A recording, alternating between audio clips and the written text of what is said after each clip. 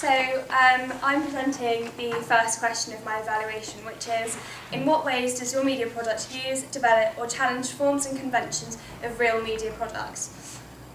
So I'm going to start by analysing some real front covers of previous music magazines.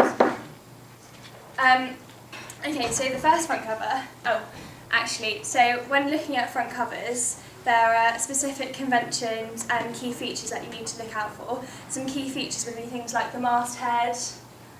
This one doesn't have a barcode, but barcodes tend to be in, well, it's kind of in there, but it's cropped out slightly. Barcodes tend to be in the bottom left or right hand corners.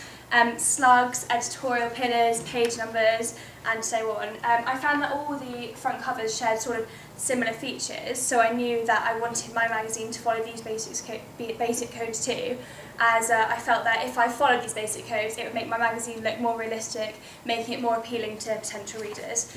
Over the next 3 slides, I'm going to talk about these front covers. So, like I said previously, in this magazine, on this magazine front cover, you can see a lot of your average conventions. For example, there are multiple cover lines. These cover lines are based down the left and right hand sides, sort of kind of framing the woman's face slightly. There's an obvious colour scheme of red, white and blue. Blue being used in sort of the smaller places, such as these lines, which are splitting the cover lines, which is good at sort of highlighting to the reader kind of which cover line belongs to what, and so they don't get them confused easily. Also here there's a button, and the blue surrounding it is effective at sort of projecting it over sort of everything else and making it stand out more. On the left hand side there's a kicker. This kicker says 16-page gig blowout. It's effective at making, it's just basically effective at making sort of one of the main stories stand out. At the top of the front cover, towards the left-hand side, there's a masthead. This is just the title of the magazine, which is Q Magazine. This is actually ignoring convention, because usually in most magazines we see the masthead as being across the whole entire front cover, sort of central to the page, whereas in this magazine the masthead is on the left-hand side. This isn't, as I said before, this isn't a typical convention, and can't be seen that regularly, which is why it ignores conventions as opposed to supports them. The second front cover I chose to analyse was a more basic magazine, so here on these sides, minimal cover lines, masthead following convention being huge, taking over a lot of the page, sort of. Also, it's really typical that you see in front covers that the main image, which is this man here, is sort of covering the magazine, the title of the magazine slightly. This is just something you see quite regularly within magazines, and it's not something that ignores conventions. What kind of ignored conventions here actually in this magazine is the barcode. As I said before, usually the barcode is on the right or left hand bottom corner, but this barcode is going kind of down the left hand sort of side of the whole entire magazine. Yeah, just ignoring conventions again, basically. In most magazines, the barcode's not actually on the front page though, or it depends. Sometimes it is, sometimes it isn't. If it's not on the front page, it doesn't mean it doesn't. It doesn't mean it ignores conventions, because sometimes the barcode could be quite distracting to the main image or whatever. But I think because this image is quite huge, there's not much that can kind of distract from the sort of definitive glare of the man in the image. Oh, okay. This is my final front cover, and I'm going to be talking about how it follows conventions. So I think that there are many ways in which my magazine follows conventions. So what I wrote here is there's a masthead, which is behind the main image of my model. Like all the magazines I've previously showed you, every single masthead is behind the, apart from the first one, all the others are behind the main image, which is of the model. I've got my barcode in the left-hand corner and my prices down here. I've got my issue numbers and dates, which basically just highlight to the reader when the magazine came out and when it was published. Also, I have a button. My button kind of stands out slightly because the yellow isn't a part of my basic colour scheme, so as you can see here I went for sort of blues, whereas this yellow kind of stands out against the whole like white and black kind of monochrome background of the image. I think my final cover challenges normal magazine conventions as well, because my colour scheme could be described as like blue, black with a kind of dash of yellow, but my blues, you might not be able to see clearly here, but my blues are sort of different colours, they're different shades of blue.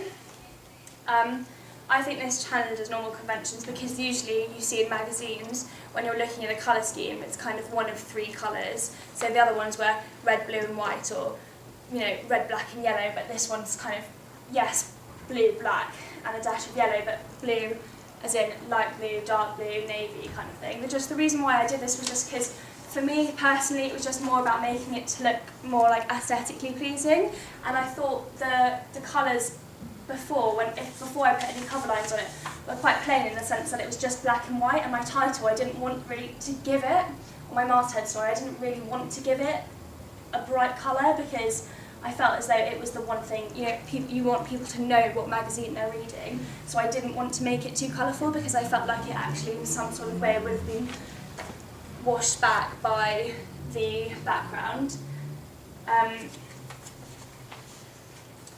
And another way my front cover, the last way I think my front cover challenges conventions is through my main image.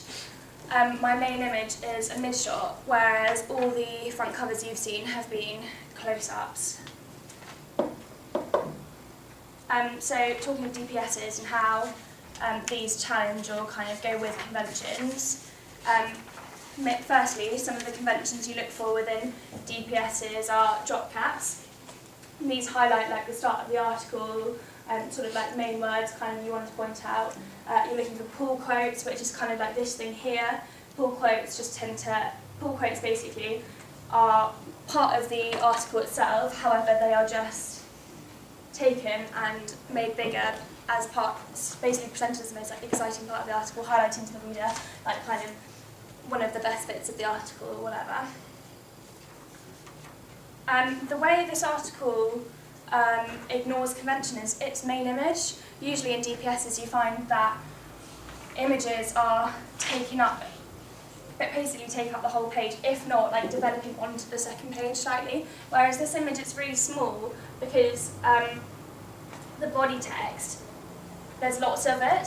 So obviously the focus of this magazine was the text as opposed to the image that they're looking at. Whereas in the next magazine, Music Magazine, this double page spread, you can see, you can see that the image does take over not just one of the pages, but goes into the second page as well. The form of this article is in the form of an interview. This is really going with convention because the majority or above average amount of double page spreads you'll find are in the form of interviews. I think this is probably just mainly because they are the most exciting to read. You're getting kind of in-depth look at the artist or the band you're featuring, and this is something I really wanted to take forward as well. So this is my final double page spread. Basically, following convention, I've made an interview. The questions are in bold, so hopefully that makes them stand out more. Following convention again, I've got two pull quotes here. One within my text, which is what we found in the first DPS we looked at, and then one on my image. I just thought the white writing looked quite nice, kind of being projected against the black of Phoebe's jeans. Like both real-life DPS examples, I use a drop cap as well. Perhaps not as many, but I thought I just wanted to kind of signify where the start of my text was, and also I chose a blue background because I thought on top of the writing, on top of the background, the background's white, so the writing, it kind of just looked like as if someone was just typing a document, whereas I wanted it to look like an article, and I really think a drop cap highlights kind of like where it starts as well. Also here I've got tiny little gutters, just making it look like my columns are neater and more tidy. My DPS, I think my DPS is quite conventional in the sense that there's not really much that is unconventional about it or kind of rejects convention. I guess the pull quotes tend to be like all the magazines I looked at, the pull quotes were within the text, and there was some, like a really small percentage of pull quotes that were actually on the image itself. So I suppose you could say that something slightly unconventional about the magazine, or the DPS in fact, was that it had a pull quote on the main image. And also my DPS, the final way it rejects convention is the fact that there's more than one image on the page. Obviously this isn't a revelation, this isn't the first time you've seen a magazine with more than one image on it. However, usually the other images aren't kind of as obvious. They're either in sort of columns on the right, kind of either side of the page in smaller, kind of just highlighting the next upcoming articles that you saw in the first DPS, or they're just not there. There's just a main image to focus on. Whereas I wanted to kind of go along with this whole kind of hippie sort of relaxed, quite vintagey feel. I thought it'd be really cool to make some Polaroids and place them kind of obscurely within the magazine, so it really just looked like someone had put them down and you were actually just looking at the diary of an individual. This contents page. So contents pages again. What you're looking for in some of the main conventions or key features of contents pages, sort of subscription box, editorial pillars, leading text, page numbers. This contents page is pretty conventional. You've got the editorial pillars going all across the right-hand side. You've got the page numbers. It's got a basic colour scheme of black and red. However, there is, like my magazine, in fact, a bit of yellow in the colour scheme. The yellow kind of highlights the subscription box. Subscription box is also quite a popular thing that you find in double page spread, and it's made clear at the bottom because the writing is, instead of being on a white background, on a black background instead.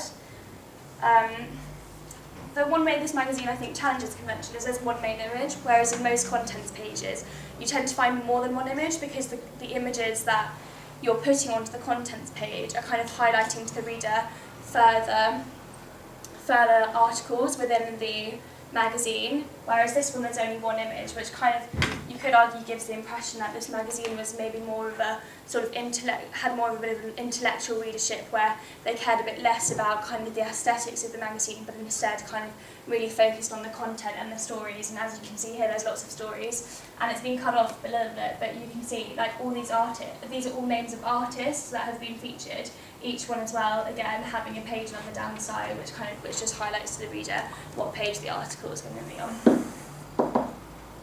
This contents page kind of was a bit unconventional in the sense that there was one main image again, but unlike the other one, this image actually takes over the whole entire page, and it almost looks as though they've just created the text straight onto the image, as opposed to putting it in a box or whatever.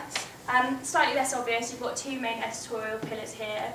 Some leading text where you can see in bold, the kind of little bits of writing are in bold. You've got a page number down here, a few page numbers up the side as well.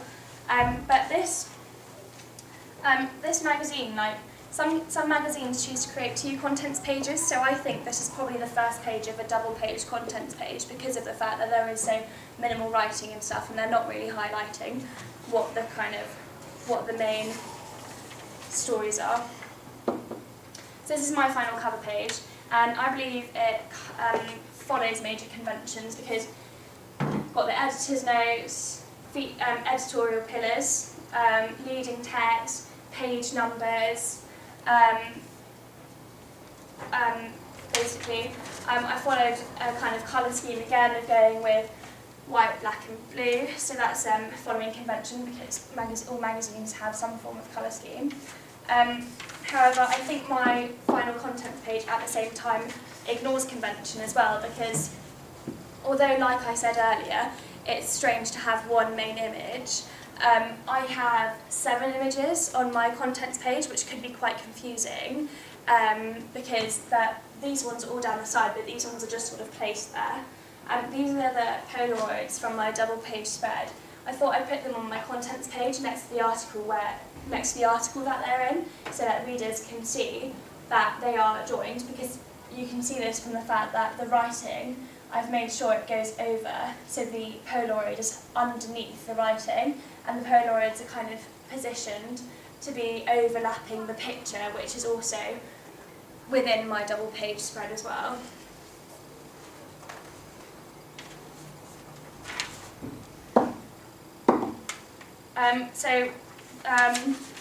One of the sub-questions within the main question, which was in what ways does your media product use, develop or challenge forms and conventions of real media products? One of the sub-questions was overall, why did you break convention? And for me it was just quite simple. It was just merely because I felt as though I wanted to look at my magazine and feel as though I liked the look of it. So sometimes you'd have to sacrifice maybe not putting in a subscription box, or making your gutters a little bit thinner and not as obvious, because, so that it looked nicer.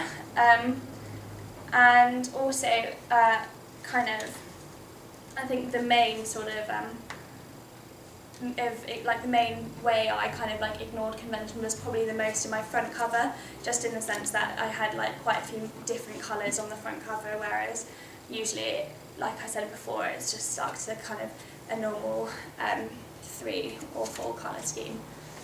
So that's my presentation of question 1 on my evaluation. Thanks for watching.